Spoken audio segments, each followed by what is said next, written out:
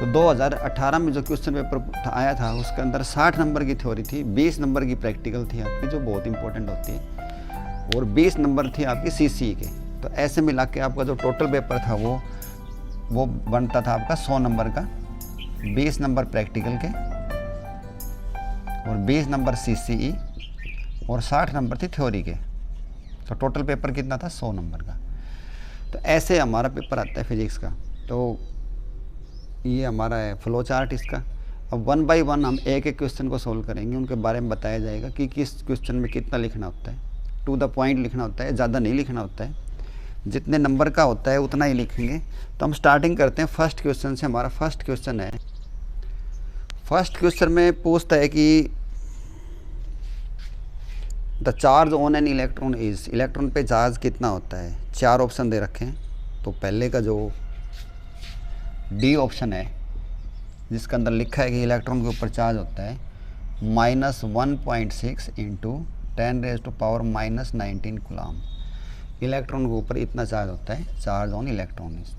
तो इन ऑप्शनों में देखो इसका जो है वो डी भाग सही दिखाया है, तो पहले का क्या होगा, डी। ठीक है। नेक्स्ट सेकंड क्वेश्चन है, कूलम लॉ से रिलेटेड है। When the distance between two charge particle is doubled, distance को जो है वो डबल कर दिया गया है तो उनके बीच में जो नया फोर्स होगा वो कितना होगा। तो देखो कूलम लॉ का आर्टिकल, ये कूलम लॉ का ये फार्मूला होता है। अब 2 चार्ज पार्टिकल थे, उनके बीच की डिस्टेंस को क्या कर दिया है, डबल कर दिया है। यानी कि जब जहाँ पे हम आर लिखते थे वहाँ पे क्या लिखेंगे अब हम, 2r। तो जो नया फोर्स होगा वो कितना होगा वो देखा हमने बताना है। देखो इसको भी सॉल्व करोगे तो कितना हो जाएगा, 1/4। और ये यहाँ से यहाँ तक का जो है f new is equal to 1/4 into f. यानी कि जब उनके बीच की दूरी आर होती थी तो फोर्स कितना था, एफ। और जब वो डबल कर दी तो नया फोर्स कितना हो गया है, 1/4। तो 1/4 जो है आपका ऑप्शन दे रखा है सेकंड का ए, सेकंड क्वेश्चन का ए में दे रखा है 1/4। तो ये हो जाएगा 1/4 और 1/4। तो ऐसे कर लोगे। ठीक है। अगर मान लो वो आपसे पूछे कि भाई 3 गुना कर दिए तो 1/9 हो जाएगा, क्योंकि ये तो डिस्टेंस जो होती है वो इन्वर्सली प्रोपोर्शनल होती है। ये चीज़ अगर कम होगी तो इसको ज़्यादा होना पड़ेगा। इन्वर्सली का मतलब होता है ये। ठीक है। और ये डायरेक्टली है, ये चीज़ बढ़ेगी तो ये भी बढ़ेंगी। तो ऐसे जो भी जितने भी दे रखा है उस हिसाब से कर लेंगे। तो उसके बाद नेक्स्ट थर्ड क्वेश्चन है, with the increase in temperature the resistivity of a conductor. 4 option दे रखे हैं, इंक्रीजेज, डिक्रीजेज, मे इंक्रीज और डिक्रीज और डज नॉट चेंज। तो इनको देखते हैं। रेजिस्टिविटी का हमारे फार्मूला है rho is equal to m/n E²। Tau क्या है, रिलैक्सेशन टाइम है। देखो कोई जो कंडक्टर होता है उसके अंदर large number of free electrons होते हैं और ये फ्री इलेक्ट्रॉन्स आपस में टकराते रहते हैं। तो जब टेम्परेचर बढ़ेगा, जब टेम्परेचर इंक्रीज होगा तो इनका जो टकराने का टाइम जो है वो कम होगा, ये होगी कम। अभी मैंने बताया है कि इन्वर्सली का मतलब क्या होता है कि ये चीज़ कम होगी तो इसको क्या होना पड़ेगा, इंक्रीज होना पड़ेगा। तो जो रेजिस्टिविटी है वो इंक्रीज होगी। और इंक्रीज का ऑप्शन दे रखा है आपका ए, तो थर्ड का ए ऑप्शन सही होगा। ठीक है। नेक्स्ट है फोर्थ क्वेश्चन है, ये है आपका ओम्स लॉ से संबंधित है। ओम्स लॉ का पर्सन है ये। इसमें रजिस्टर दे रखा है 1 किलो ओम का और पोटेंशियल डिफरेंस दे रखी 2 वोल्ट की। तो करंट बताना है। तो बच्चों किलो का मान होता है, किलो होती है 10⁻³ तो ये हो गया आपका 2/10⁻³ तो 2 × 10⁻³ करंट की यूनिट क्या होती है, एम्पियर। और इसको हम बोलते हैं मिली, तो ये आ गया 2 मिली एम्पियर। ये ऑप्शन में देखते हैं तो हमारे पास आता है 2 मिली एम्पियर। चौथे का बी सही है, चौथे का बी। तो सिंपल क्वेश्चन था ओम्स लॉ से। देखो अभी तक हमने 4 क्वेश्चन सोल्व कर लिए। तो कोई कितने आसान पेपर आता है फिजिक्स का। उसके बाद 5वां पर्सन है, in an AC circuit connected to a resistor the phase difference between applied voltage and current is, the phase difference between applied voltage and current through it is. देखो ये AC वाला question है। तो ये line जो है आपकी इनमें वोल्टेज की, ये करंट की है।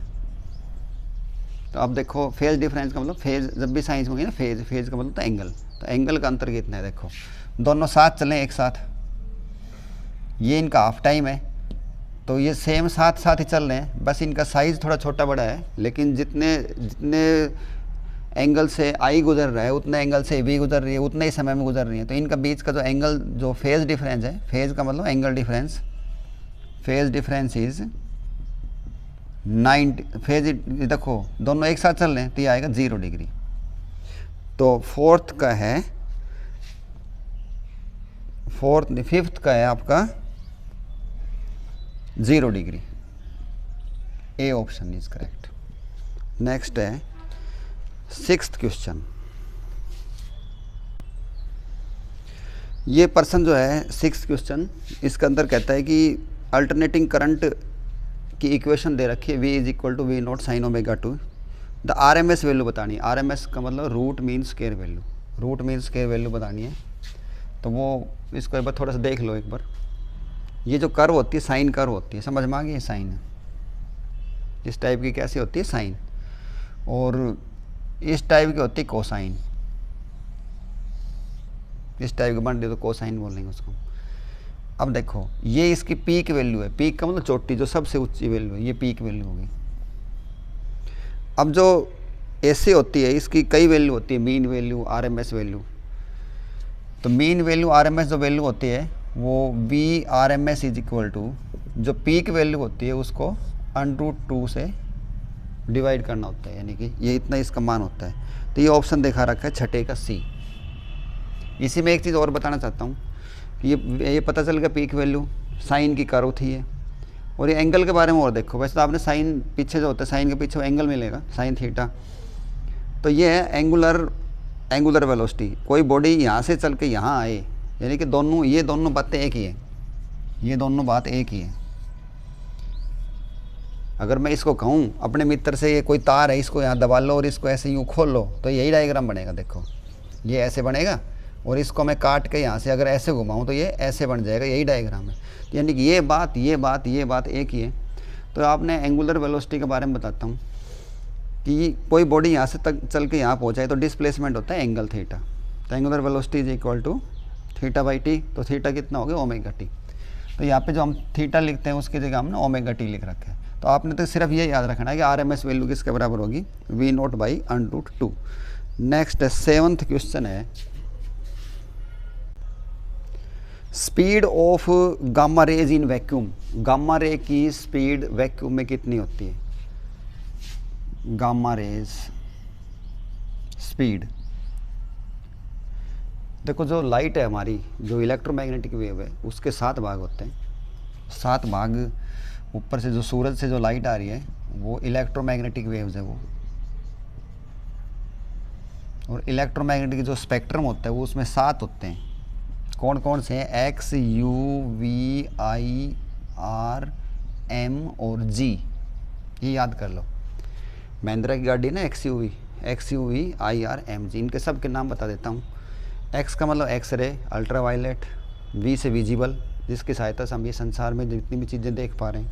I का मतलब इंफ्रारेड, R का मतलब रेडियो वेव्स, M का मतलब माइक्रोवेव, G का मतलब गामा रेज। तो देखो लाइट जो हमारी ऊपर से आई है, जिसको लाइट बोल देते हैं, ये इलेक्ट्रोमैग्नेटिक वेव, इसकी जो स्पीड जो होती है वो होती है C से लिखते हैं, और C का मान होता है 3 × 10⁸ मीटर पर सेकेंड। ऊपर वैक्यूम है, क्योंकि ऊपर तो हवा है नहीं, तो वैक्यूम के अंदर इसकी स्पीड कितनी है, 3 × 10⁸ मीटर पर सेकेंड। इसको C नाम के लेटर से लिखते हैं। अब देखो इस कोड के अंदर हमारे पूछे भी गामा की बताओ, तो गामा की कितनी होगी, C होगी। माइक्रोवेव की भी C, सभी की C होती है। ये समझ लो कोई इंडियन गॉड है और उसका एक रथ है, और उस रथ के अंदर जो है ना 7 घोड़े लगे हुए हैं, 1 2 3 4 5 6 7। तो जैसे उसके अंदर, उसके रथ के अंदर 7 घोड़े हैं, 5 6 7 और ऐसे लगे हुए हैं।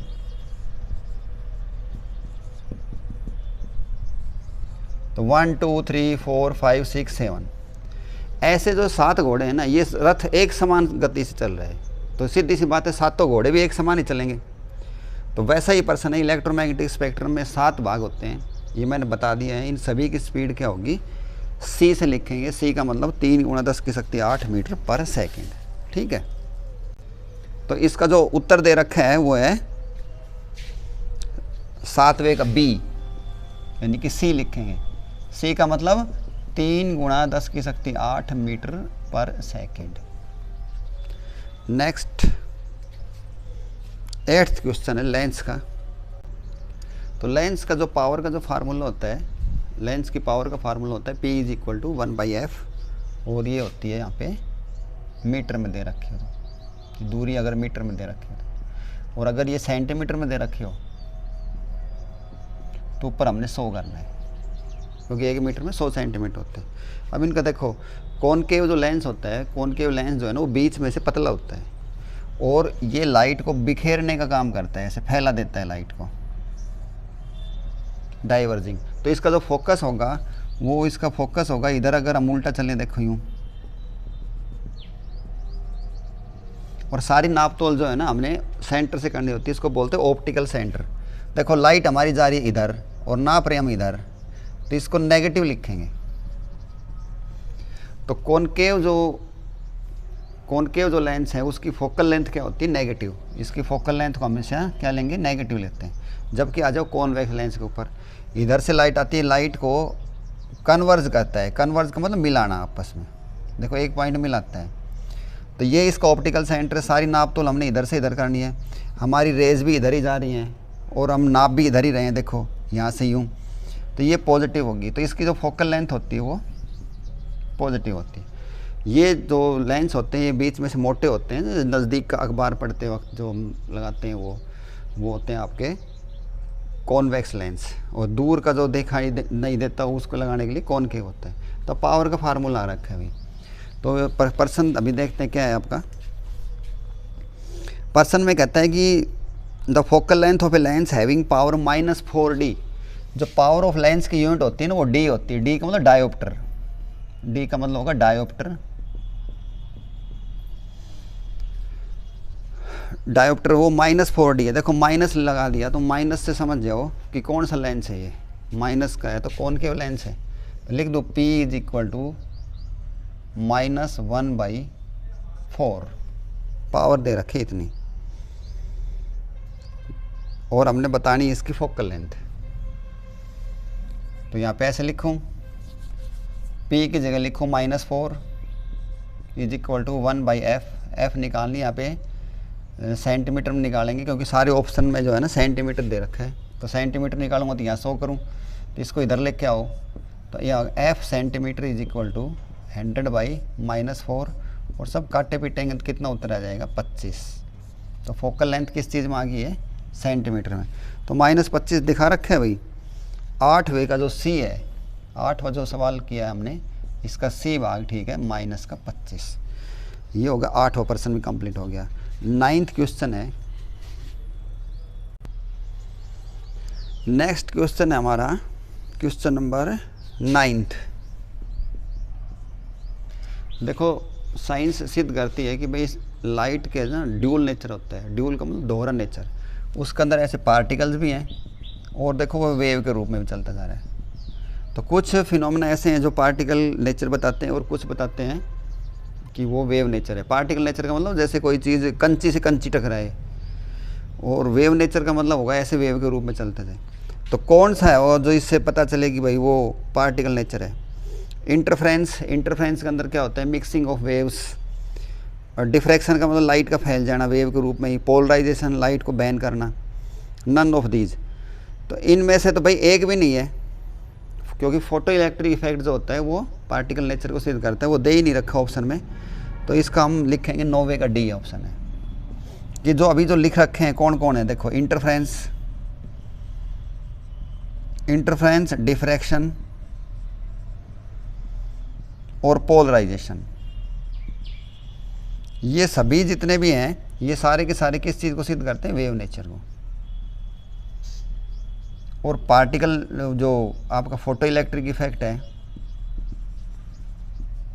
फोटो इलेक्ट्रिक इफेक्ट वो सिद्ध करता है पार्टिकल नेचर को। तो ये था 9वें का। आप आएंगे नन ऑफ दीज में हम निशान लगाएंगे। नेक्स्ट 10th क्वेश्चन है कम्युनिकेशन का, height of a TV tower. इस क्वेश्चन में कहता है कि height of a TV tower is 100 metre. देखो ये अर्थ है, अर्थ का रेडियस को हम आर से लिखेंगे, इसके ऊपर कोई टीवी टावर लगा दिया हमने, वो है 100 मीटर लंबा, और धरती का रेडियस 6400 किलोमीटर है। Then what is the maximum distance of transmission from it. तो यहाँ से जो है ना मैक्सिमम जो डिस्टेंस होगी इसकी, तो वो कितनी होगी ट्रांसमिशन की, वो हमने निकालना। तो उसके फार्मूला होता है D = 2HR। सारी चीज़ें दी हुई हैं, D = 2, H की जगह 100, R हमें पता ही है 6400, किलो का मतलब 10 की शक्ति 3। ठीक, सोल्व कर लेते हैं इसको। तो पहले सारी जीरो इकट्ठी कर लो, ये सम संख्या में रखो, 2 और 3 5 और 1 6। ये हो गया 2 × 64। तो जीरो कितनी होगी थी, देखो 2 तो यहाँ से चली गई और 1 यहाँ से चली गई, तो ये बच गया 640 लगा।